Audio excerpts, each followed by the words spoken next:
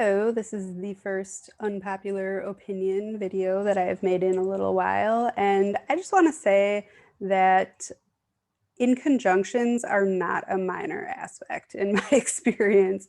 Just throwing that out there. So what is an inconjunction? It on astro.com looks like a green dotted line in a chart. It's also called I believe it's pronounced quincunx, queen. I don't use that term. Quincunx. Anyways, I don't use that term. I just call it inconjunct and an inconjunction if I'm using it as a noun. So anyways, how does it look in a chart? Or rather, like, how does it manifest when it's in a chart? Basically, it is two placements that just do not get each other at all. They are like, what is he doing? Like, I don't even know what I can, like, what do I even say? Like, I do not get that dude at all. One placement about the other placement. So if you're thinking of them as being like parts of you, there's like one part of you that is just like kind of like baffled and irritated a little bit. Not a lot, just like what? With one of the other parts of you. And sometimes this isn't a really big deal, but it depends on what the placements are. So, for example, if you have personal planets that are involved in an inconjunction, it can be a little bit more challenging. And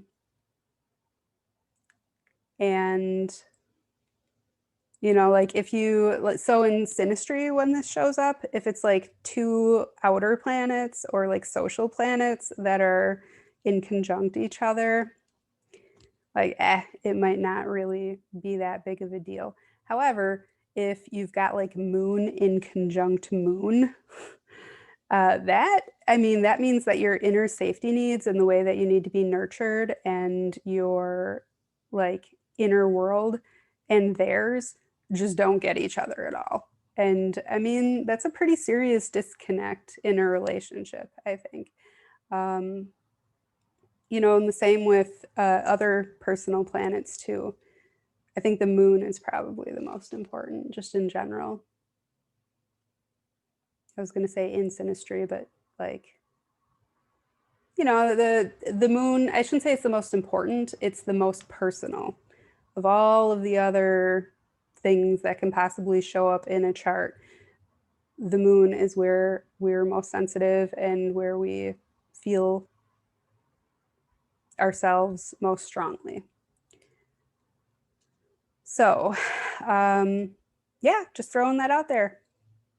Personal opinion, not a minor aspect. I would say that in conjunction is actually at least as noteworthy in a chart as a sextile.